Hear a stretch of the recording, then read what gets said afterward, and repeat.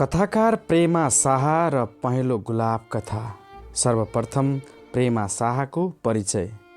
प्रेमा शाहको जन्म विक्रम सम्वत 2003 साल मङ्सिर 25 गते वीरगञ्जमा भएको थियो।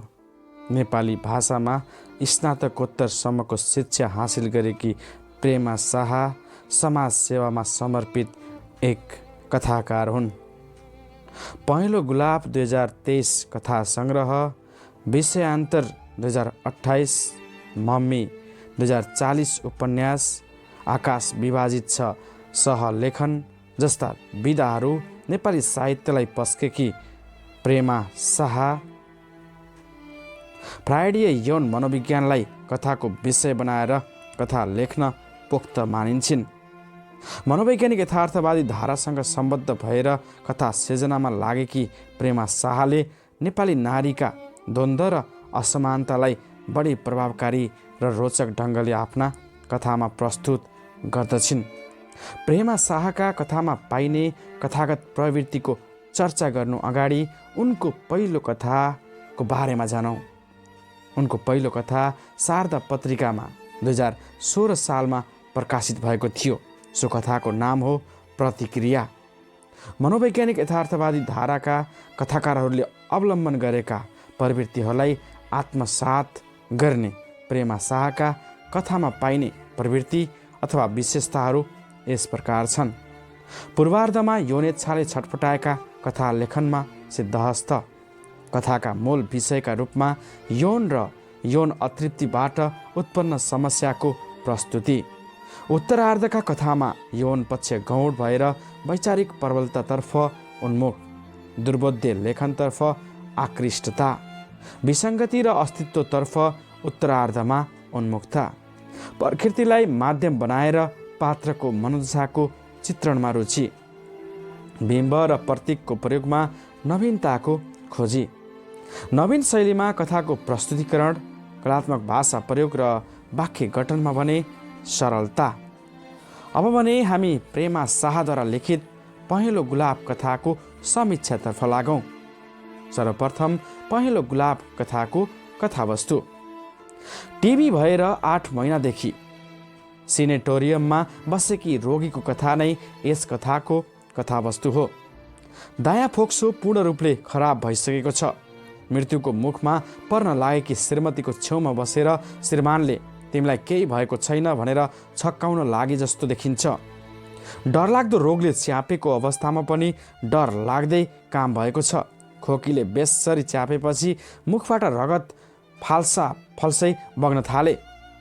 आफ्नो रेशमी रुमालले थुक र र्याल श्रीमानले थापे। आफैले अनार छोडाएर खान दिए अनि नमान्दै पनि खुवाउनु भएछ र जानुभएछ। मलाई पत्तै भएन। छेउका कीटाणुले ध्वस्त बनाएकाले म उम्किन सकिनँ। उहाँले 1 मिनट पनि मलाई छाड्नु भएन भन्दै कथाकार शाह प्रथम पुरुष शैलीमा आफ्नो व्यथा र वेदनाहरू व्यक्त गर्दछिन्।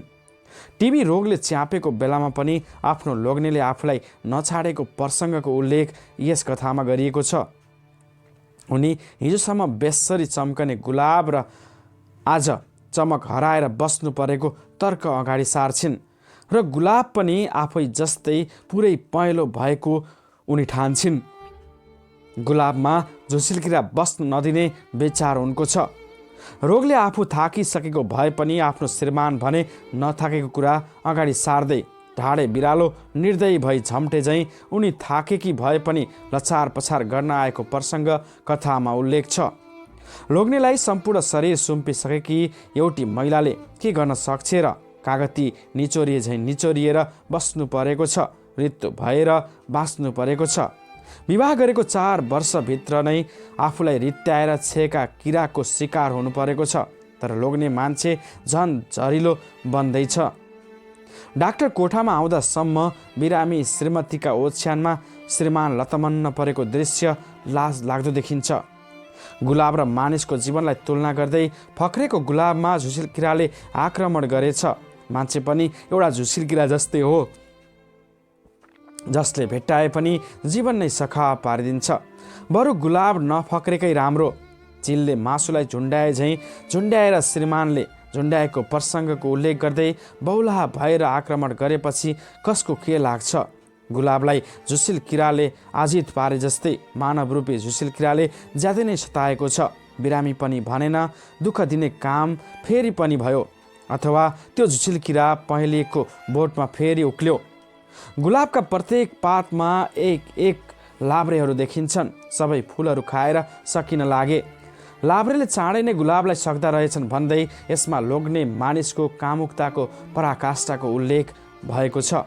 रोग लागेर शरीर सखाप भइसक्दा पनि पुरुषहरू कसरी आक्रमण गर्छन्, उनीहरूले नारीको जीवन खत्तम गर्छन् भन्ने कुरा अतृप्त यौनेच्छाबाट मातिएको पुरुष पात्रका माध्यमबाट कथाकार शाहले अति राम्ररी कथामा व्यक्त गरेकी छन्।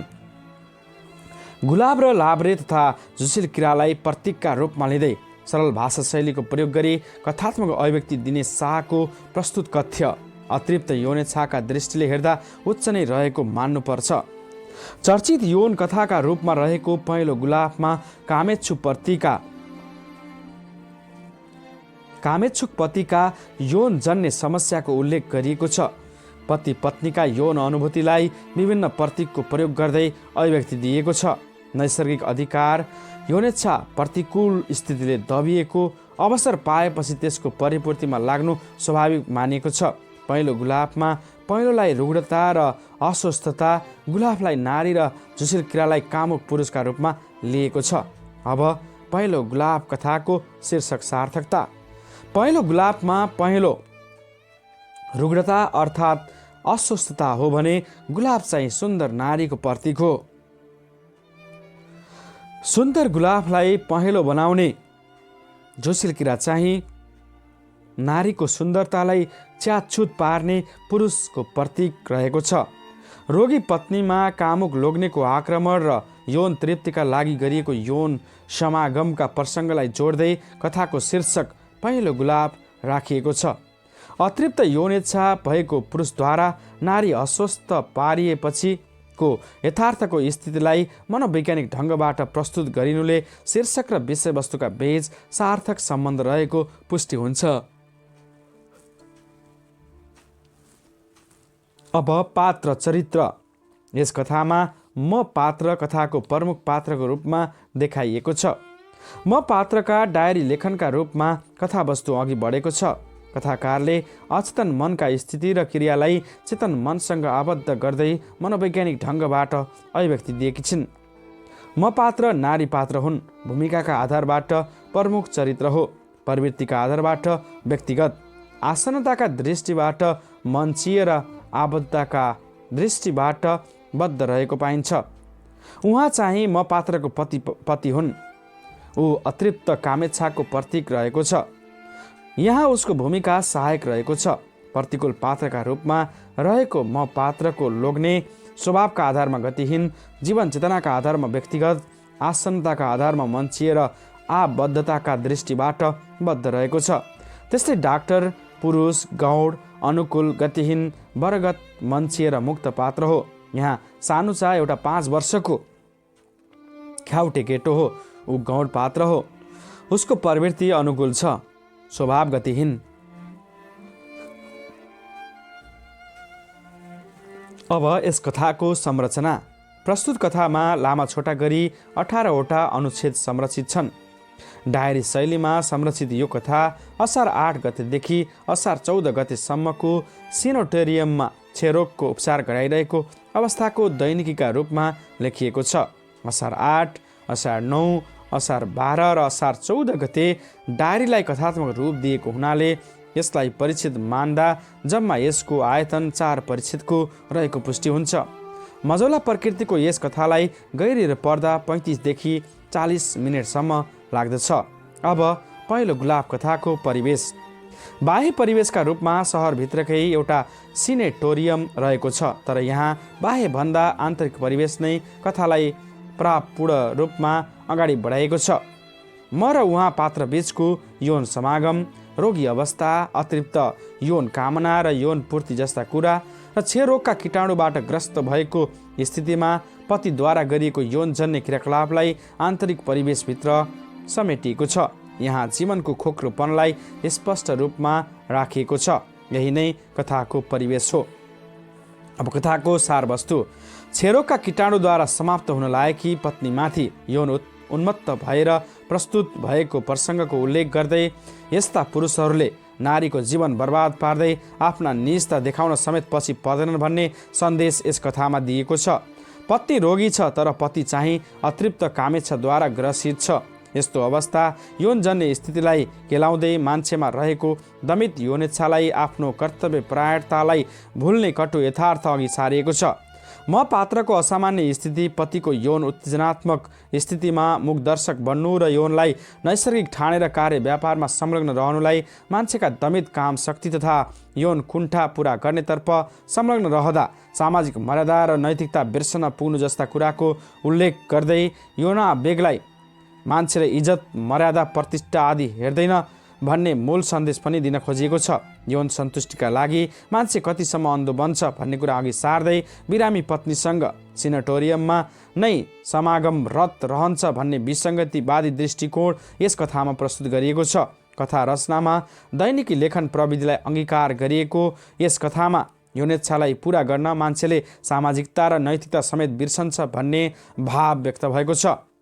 अब यस कथाको दृष्टिबिन्दु। यस कथामा आत्मकथनात्मक शैली अँगालिएको छ।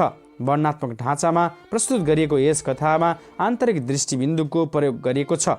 कथाकारले म पात्रका माध्यमबाट टिबी रोगग्रस्त भएर सेनेटोरियममा बसेको बेलामा डायरी शैलीमा आफ्ना दिनचर्या र आफूमाथि पतिद्वारा गरिएका यौनजन्य हिंसालाई रिठो नबिराई प्रस्तुत गरिएको हुँदा यस कथाको दृष्टिबिन्दु प्रथम पुरुषीय दृष्टिबिन्दु अर्थात् आन्तरिक दृष्टिबिन्दु रहेको छ भन्न सकिन्छ। अब कथाको भाषा शैली। यस कथाको भाषा शैली सरल र सरस प्रकृतिको छ। डायरी शैलीमा यो कथा रचना गरिएको छ। संवादहरू एकालाफमुखी रहेका छन्। काव्य भाषाको प्रयोगले गद्यात्मक अभिव्यक्ति भए पनि काव्यात्मकताको स्वाद पाइन्छ। भाषा शैली सरल तथा सरस रहेको छ। आजको यस भिडियोमा हामीले कथाकार प्रेमा शाह र उनीद्वारा लेखिएको पहेँलो गुलाब कथाको समीक्षा तपाईँहरूलाई सुनायौँ। यो कथा B.Ed प्रथम वर्ष मेजर नेपाली अन्तर्गतको नेपाली कथा र उपन्यास भन्ने विषयमा पाठ्य वस्तुको रूपमा राखिएको छ। आजको यो भिडियो तपाईँलाई कस्तो लाग्यो? जस्तो लाग्यो त्यस्तै सल्लाह सुझाव र प्रतिक्रिया दिन नभुल्नुहोला।